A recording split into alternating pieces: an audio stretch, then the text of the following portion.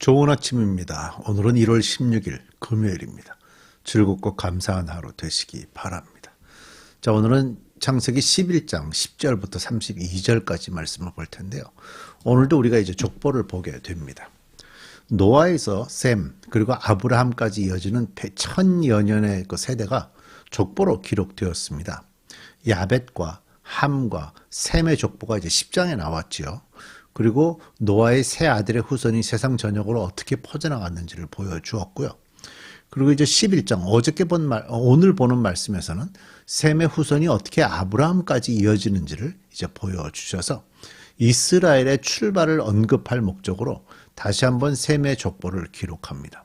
자, 이 족보는요, 아담에서 노아까지 이어지는 족보의 형식과는 사뭇 다른 모습을 보여주는데요. 아담에서 노아까지의 족보, 그러니까 5장에 나왔던 족보죠.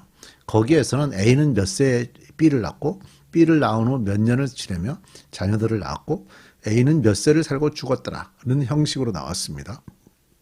그런데 노아의 아들 셈에서부터는요, 아브라함까지의 족보에는 이렇게 나옵니다. A는 몇 세에 B를 낳았고 B를 낳은 후에 몇 년을 지내며 자녀를 낳았으며 라고만 이제 기록함으로써 A가 몇 세를 살고 죽었다 라는 기록을 뒤에 하지는 않았습니다. 물론 이제 뒤에 그런 기록은 없어도요, 그 앞에 아이를 낳은 그 나이와 뒤에 얼마를 살았다는 나이를 합쳐보면 실제적으로 이제 얼마를 살았는지를 확인해 볼 수는 있습니다.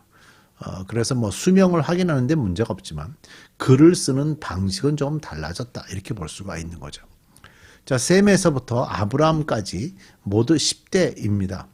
뭐 이렇게 이게 10대라는 것, 그 다음에 이제 누가복음에 있는 예수님의 족보에서는 이제 이것을 11대로 기록을 하고 있고요. 아르박삿과 셀라 사이에 가이난이라는 사람이 더 들어가 있습니다. 마태복음에도 족보가 나오죠. 거기에는 이제 14세대로 3세대를 묶어서 14대로 3개를 이렇게 연결을 하도록 되어 있습니다. 그러니까 이제 거기에도 보면 실제 족보보다 좀 생략하고 있습니다. 좀 몇 개의 왕들 이름이 좀 빠져 있죠. 그래서 족보들에서 생략하여도 그 연결고리가 끊어지지는 않도록 그 모든 걸 이제 풀어가고 있는데, 그 벤이라는 말이 이제 아들이라는 말이거든요. 벤. 그 아들이라는 말인데 여기에는 이제 손자 또는 뭐 증손자 이런 말을 할 때도 이 벤이라고 씁니다. 그러니까 우리 한국은 좀 그 아버지의 이름을 자식이 쓸 수가 없지만 다른 여러 나라들은 아버지의 이름을 자식이 똑같이 쓰는 경우들도 많이 있죠. 그러면서 그 영어식으로는 뭐 2세, 3세, 4세 이런 표현들이 붙지만 실제적으로 전 세계 여러 나라에서는 그런 표현 없이 그냥 아버지의 이름을 자식에게 또 붙여줘서 그대로 그 이름을 사용하는 경우들이 흔하게 있습니다. 그래서 이 벤이라는 표현 자체가 누구는 누구를 낳고 누구는 누구를 낳고 나갔지만 그것이 손자나 또는 증손자로 이어지기도 한다 하는 걸 좀 볼 수가 있습니다. 자, 지금 서론으로 드린 이런 말씀들을 좀 생각하면서 이제 본문으로 들어가 볼게요. 창세기 11장 10절부터인데요. 셈의 자손이다 라고 이제 그 소제목이 붙어 있고요. 역대상 1장 24절부터 27절에 이 내용이 좀 줄여서 들어가 있습니다. 10절. 셈의 족보는 이러하다. 셈은 홍수가 끝난 지 2년 뒤 100살이 되었을 때에 아르박삿을 낳았다. 셈은 아르박삿을 낳은 뒤에 500년을 더 살면서 아들, 딸을 낳았다. 아르박삿은 35살에 셀라를 낳았다. 아르박삿은 셀라를 낳은 뒤에 403년을 더 살면서 아들, 딸을 낳았다. 그러니까 셈의 수명은 처음에 100살에 아르박삿을 낳고 500년을 더 살았으니까 600년이 되는 거고요. 아르박삿은 35살에 셀라를 낳고 403년을 더 살았으니까 438살에 세상을 떠났다. 이렇게 볼 수가 있는 거죠. 이런 식으로 표현이 달라졌다는 거죠. 14절. 셀라는 30살에 에벨을 낳았다. 셀라는 에벨을 낳은 뒤에 403년을 더 살면서 아들, 딸을 낳았다. 에벨은 34살에 벨렉을 낳았다. 에벨은 벨렉을 낳은 뒤에 430년을 더 살면서 아들, 딸을 낳았다. 벨렉은 30살에 루를 낳았다. 벨렉은 루를 낳은 뒤에 209년을 더 살면서 아들, 딸을 낳았다. 루는 32살에 스룩을 낳았다. 루는 스룩을 낳은 뒤에 207년을 더 살면서 아들, 딸을 낳았다. 스룩은 30살에 나홀을 낳았다. 스룩은 나홀을 낳은 뒤에 200년을 더 살면서 아들, 딸을 낳았다. 나홀은 29살에 데라를 낳았다. 나홀은 데라를 낳은 뒤에 119년을 더 살면서 아들, 딸을 낳았다. 데라는 70살에 아브람과 나홀과 하란을 낳았다. 자, 26절이 굉장히 중요하죠. 이제부터 하나님의 그 초점이 그 셈의 후손들 중에서 데라에게로 이제 집중을 하고 있는 겁니다. 아브람과 나홀과 하란 이 세 아들이 있었다라는 걸 우리가 좀 볼 수가 있고요. 지금 연도들이 이제 쭉 나왔는데 좀 느끼신 게 있습니까? 셈 시대보다도 뒤로 오면 올수록 그 수명이 조금씩 짧아지고 있는 걸 보실 수 있을 거예요. 그러니까 나홀은 데나를 낳은 뒤에 이 119년을 더 살면서 아들을 낳았다. 그러니까 119년에다가 29의 애를 낳은 거니까 처음에 400년, 500년 나올 때보다 세월이 많이 흐르면서 이렇게 그 수명들이 많이 짧아지고 있죠. 자, 이제 데라의 자손을 보게 됩니다. 데라의 자손이 굉장히 중요하죠. 데라의 족보는 이러하다. 데라는 아브람과 나홀과 하란을 낳았다. 하란은 롯을 낳았다. 그러나 하란은 그가 태어난 땅 바벨로니아의 우르에서 아버지보다 먼저 죽었다.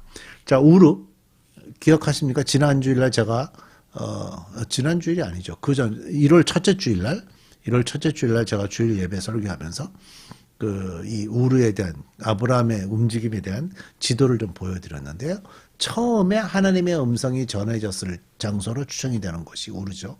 그곳에서 첫 번째 아들이 이제 죽은 것으로 보여집니다.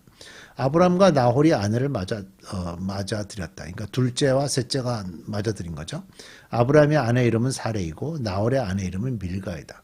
하란은 밀가와 이스가의 아버지다. 사레는 임신을 하지 못하여서 자식이 없었다. 데라는 아들 아브람과 하란에게서 난 손자 롯과 아들 아브람의 아내인 며느리 사레를 데리고 가나안 땅으로 오려고 바빌로니아의 우르를 떠나서 하란에 이르렀다. 그는 거기에다가 자리를 잡았다. 자, 우르에서 음성을 실제로 들었고요. 그 다음에 우르에서 출발을 해서 하란까지 왔어요. 그리고 하란에서 이제 이들이 다시 가나안 땅으로 출발해야 되는데 아버지 데라가 가나안 땅으로 출발을 안 하고 하란에 정착을 하게 되죠. 그래서 그는 거기에다가 자리를 잡고 살았다. 데라는 205년을 살다가 하란에서 죽었다. 이렇게 표현이 됩니다. 그래서 여기까지가 이제 데라의 그 자손에 대한 얘기이고요. 데라의 집안에 대한 얘기가 됩니다. 데라가 70세에 아브람과 나홀과 하란을 낳았다라고 기록하고 난 뒤에 바로 이어서 데라의 족보는 이러하다라고 언급하면서 아브라함과 직접 관련된 형제와 조카들을 이제 구체적으로 좀 설명을 해줍니다. 그래서 데라의 족보에는요, 아브라함의 형제들의 소식이 비교적 소상하게 자세하게 좀 기록이 되었습니다. 하란이 일찍 죽었지만 하란의 이름이 아브라함의 이름보다 한 번 더 나와 6번 언급이 되고 있고요. 하란의 딸인 밀가와 밀가의 삼촌 나홀이 결혼하는 것을 보면 하란이 데라의 세 아들 중에 가장 큰 형이었던 것 같습니다. 그러니까 결국 데라에게도 맏아들이 있는데 맏아들이 이 메시아 계보 안으로 들어가지를 못하고 아브라함이 들어가게 되거든요. 그래서 그럼에도 불구하고 세 아들 중에 아브라함의 이름부터 맨 먼저 언급이 됐잖아요. 그런 것을 보면 하나님께서 아브라함을 부르셔서 새 일을 시작하시려고 하셨기 때문인 것으로 보여집니다. 하나님은 데라의 족보를 통해서 아브라함을 세우셔서 아담처럼 또 노아처럼 새로운 민족을 만들려고 계획을 하신 것으로 보입니다. 그래서 하란은 아버지 데라보다 먼저 죽었지만 아이 셋을 남겼죠. 롯, 밀가, 이스가를 남겼고요. 아브라함의 아내 사레가 아이를 낳지 못하는 상황에서 하나님은 데라, 하란, 롯으로 이어지는 계보를 선택하지 않았습니다. 그러니까 맏아들의 자식들의 후손들이 당연히 그 계보를 따라가야 되는데 하나님은 의도적으로 아브라함을 결정하셨고요. 아브라함의 자손이 없었죠. 아브라함의 아내 사레가 89살이 되도록 아이를 못 낳는데도 불구하고 하나님은 아브라함을 선택을 했어요. 그래서 아브라함과 사레가 이제 이스라엘의 조상으로 선택이 된 거죠. 그리고 하나님의 일은 역시 그 인간의 방식으로가 아니라 오직 하나님의 뜻대로 이루어지는 역사라는 걸 좀 볼 수가 있습니다. 하나님은요, 시간과 생명과 우주의 주인이십니다. 환경과 여건의 제한을 받으시는 분이 아니시죠. 하나님께서 일하시는 구원의 길은 사람의 생각과는 전혀 다릅니다. 세대를 이어서 후손을 주시야만 창대케 될 수 있고요. 큰 나라를 이룰 수 있을 텐데 하나님은 아브라함과 사라부터 시작해서 이삭과 리브가 야곱과 라헬 등 임신 불가능한 부부들을 부르시고 세우십니다. 창세기 25장을 보면 이삭이 자기 아내가 임신하지 못하기 때문에 하나님께 기도했더니 하나님께서 그 기도에 응답하셨다라는 표현이 있고요. 또 창세기 29장을 보면 레아가 남편의 사랑을 받지 못하는 걸 보시고 레아의 태를 열어서 이렇게 생명을 주셨어요. 그리고 라헬은 임신을 하지 못하였지만 레아는 마침내 임신을 하여 아들을 낳았습니다. 그러니까 그럼에도 불구하고 하나님은 그 야곱의 아내가 4명이었는데 4명 중에 라헬을 선택하셨거든요. 나중에 처음에는 아이가 없었음에도 불구하고. 그러니까 결과적으로 하나님은 라헬을 통해서 하나님의 은혜의 역사를 이끌어 가려고 결정하신 거예요. 그러니까 라헬도 자녀가 없다가 늦게 요셉이 그 라헬을 통해서 태어났고요. 라헬이 죽으면서 태어난 아이가 베냐민입니다.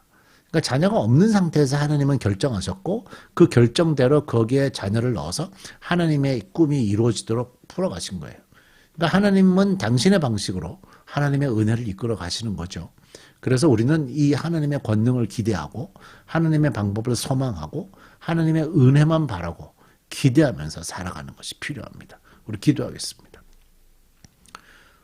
그 상황이나 환경으로 보면 당연히 맏아들이 받아야 될 것 같은데 하나님께서는 때에 따라 둘째 아들 또는 셋째 아들에게 또는 아내 태중에 생명을 여시는 것도 첫째 아내가 아닌데 하나님께서 태의 생명을 열기도 하시고 하나님의 권능과 하나님의 지혜가 이렇게 결정합니다.